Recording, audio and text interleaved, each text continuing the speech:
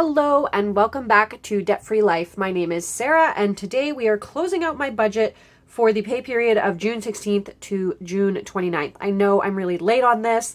I just have not really been feeling the greatest over the last couple of weeks. I got passed over for a promotion at work and that always sucks. But I am wanting to get back into the swing of things. If you are new here, welcome, and I'll just tell you a little bit about myself and how I budget.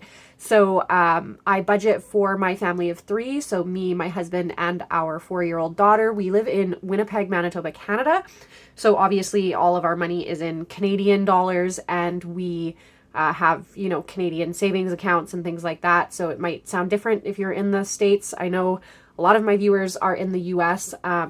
We just have, different names for pretty much the same things, but that's why if you hear something and you don't know what it is, it's probably just because it's a Canadian thing. I budget bi-weekly because that's when me and my husband get paid. We both get paid bi-weekly, so it's just easier for me to budget when money comes in, and we use a zero-based budgeting system. We are debt-free other than our house. We paid off all of our non-house debt last year, and I have been thinking about doing a debt journey video, like what we did to pay off our debt. It's not anything exciting though, because honestly, we took a really long time to pay off our debt. Our debt was mostly incurred because of our university degrees, and we just paid it off kind of slowly over about 10 years. So that's a little bit about me. We are obviously using this page that I had made in my budget with me video. So if you haven't watched that one, you can go back and check it out to see how I allocated our money, but we are just going to go through and look at what I actually spent. So let's start with our income. So for this paycheck number one, it is slightly a variable amount. So I always just put $15.30 because that's the lowest that it'll ever be. For this paycheck, it came out to $15.66. So, $36 extra, that's not too bad. This other paycheck always is the same, so that's $11.20.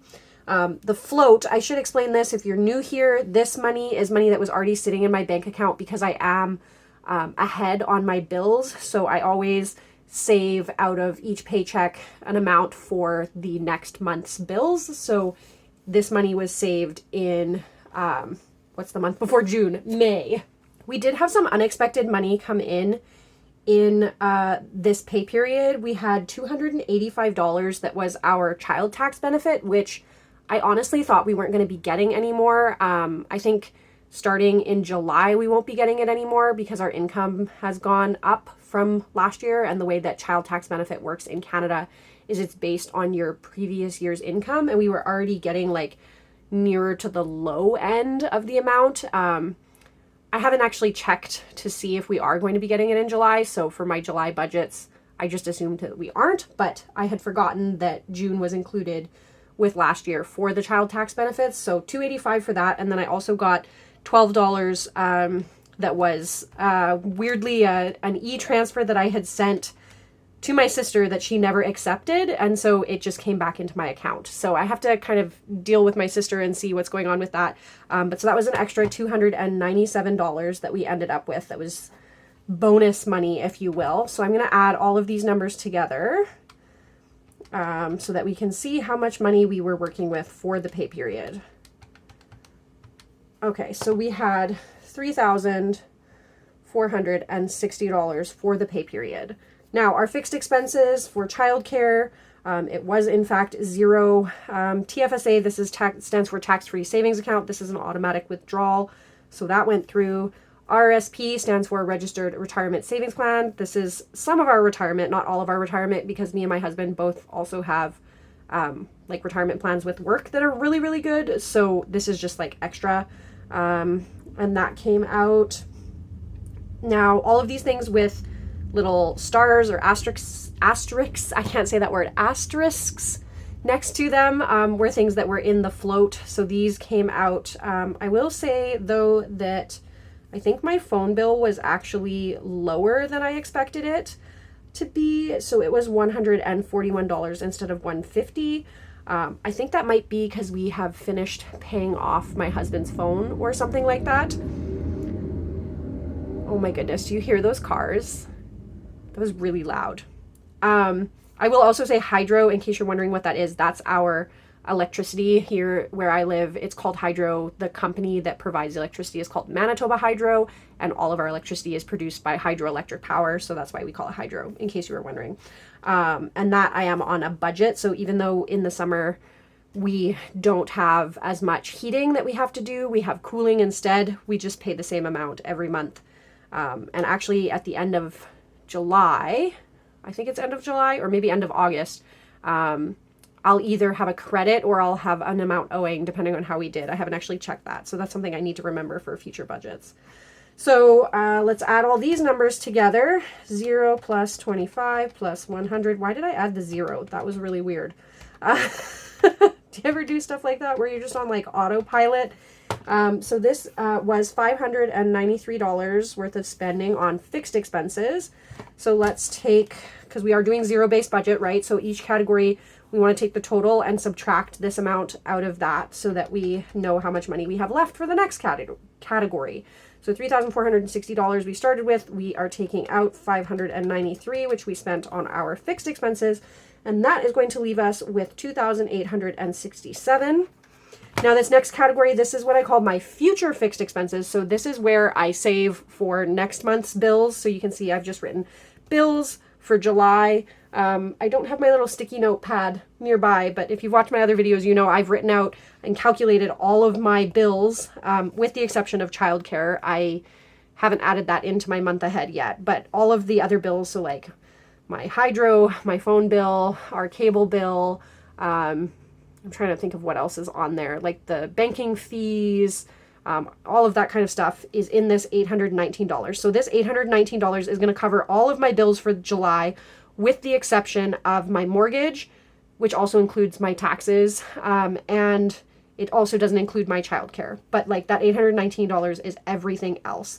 So let's take 819 out of 2,867 because that's what we had remaining, and that's going to give us $2,048. Now this leads into what I call my variable expenses. These are things that like I can control, though lately I have been doing a terrible job of controlling this.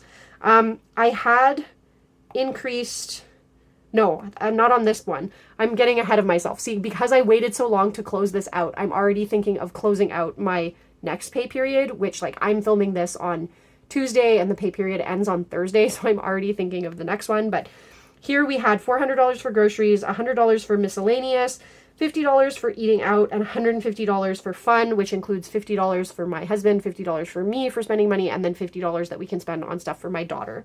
So $700 total was what I had budgeted. I went way over this. I didn't actually break it out by category. I just know the total that I spent was $855. So about $155 over. And then, so I think I have it. Yeah. So when I look at my next pay period, which you've already seen the video, or you can go check out the video where I created this one, you can see that I gave myself more money in groceries, as well as eating out, because I think those are the categories that are really causing my budget to go up. And then I did have some things that I bought that I just probably didn't need to. I haven't looked at my spending too closely for this period. I do think that I need to start implementing some like no spend rules, like maybe, you know, every month I try and do at least 1 week of no spend, or every pay period I do 1 week of no spend, and like become really intentional about it, because I definitely am overspending in my variable, which like ultimately is not the end of the world though, because I know that I still have $2,048 left over after all of my like needs are taken care of. So I mean, I'm not going into debt with the amount that I'm spending here. All that I'm doing is I'm eating, or, you know, spending into the money that I have for my sinking funds. Now, my sinking funds this month, my Disney number, if you've been following along, you know, I'm saving for a Disney trip, a big family, once in a lifetime Disney trip with my husband and my daughter and my parents, in 2024, that we're going to spend $15,000 on. Again, please remember that that's Canadian dollars. So if you're in the States, I think it's only like 11,000, maybe 12,000 US dollars, depending on the exchange rate. And we are going for 12 days. And we have to fly from Canada. So like, that's why that number is so huge. I know I had a comment where someone was really confused because they were saying like, oh, well, I went to Disney for, with my family of 4 for $6,000. Like, why is it going to cost you so much money? So just keep those factors in mind. And I am planning on doing a budgeting video where I show you how I broke down my budget and figured out that I needed $15,000. But anyway, I had calculated when I did my Disney budget back in April that I needed $385 for Disney every pay period to be able to hit that $15,000 goal. Unfortunately, next pay period, I didn't have that much money left over once I covered everything that I needed. So I knew that I had to make it up in this pay period. So that's why I had originally budgeted $506, which was still going to actually leave me with a deficit, but I thought I needed $500 for my daughter's dance class, which at the time when I made this budget, I was assuming I was going to be buying for her to try and get into the class before it filled up kind of thing. Now, some changes here because my daughter actually decided that she maybe doesn't want to do ballet. I'm a little unsure. I don't really want to pay $500 for something for her then to like go to one class and be like, no, I don't like it. And I'm not the kind of parent that like, I'm not going to force my child to do something she doesn't want. And she actually even said, I was talking to her about it yesterday, and she even said to me, she was like, well, mommy, if you want me to do ballet, I will do ballet. But I don't want her to feel that kind of pressure. I want her to do what she wants to do, keeping in mind that she's also like only 4. So she doesn't need to be doing any kind of lessons. The only reason I thought she would want to do ballet is that last year we did a mommy-daughter dance class and she loved it. And she talked about wanting to be a ballerina and how she really wanted to do ballet again. So I'm not really sure what's happening with that. What I do know is that if I buy the class before the end of July, it is going to be less than $500. It's actually only going to be $450 because they have an early bird special. So I'm actually only going to be putting $450 aside for that. Again, if she decides she doesn't want to do ballet, that money will then just be saved for her if she wants to do some kind of other activity. I know she has talked about gymnastics, but the problem is gymnastics, there's not like a place near where we live or on a good bus route that would allow us to get her to gymnastics because we don't own a car. You may have noticed there's no car anything on this. We don't own a car. So if she wanted to do gymnastics, I would have to find a way to, find another parent who could carpool and help us get her there. Or if like my sister has a daughter who is about the same age, and maybe if she wants to take gymnastics, then they could go together. I haven't quite figured that out, but I am going to put aside $450. It might not end up being for dance, but it'll be for something. And then I also am going to put aside $565, which is a little bit more than what I had initially budgeted for Disney, but that's going to cover the entire shortfall. So I had $205 for the next pay period, and I needed $385 times 2. So I needed $770 for both pay periods, and I take away $205, which is what I can save next time, and that's how I got the $565 for this time.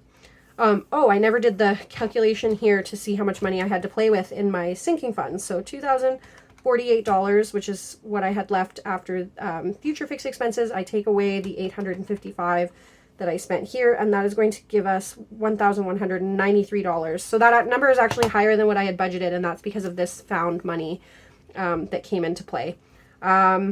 But once we add these two together, because those were the only things that I had budgeted, so $565 and $450 is $1,015. So I still have, how much money left? $178 that I think I am going to put in a category that I'm going to call savings challenges, because I have opened an Etsy shop and I have started creating savings challenges. And I put up one video of me doing some savings challenges on the channel. It hasn't got the most views. I don't know if you're here for this kind of thing. Maybe you're not into that as well.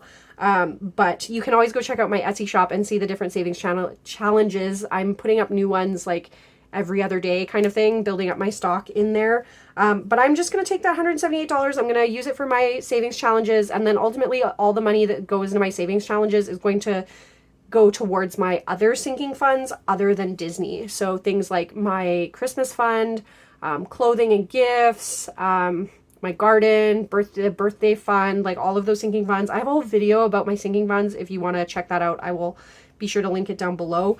But that means we actually get to a 0 at the end of the month. And I am a little disappointed in myself for this number. I would like it to be closer to what I'm budgeting, but at least I didn't completely bust the budget and I did have some money left over.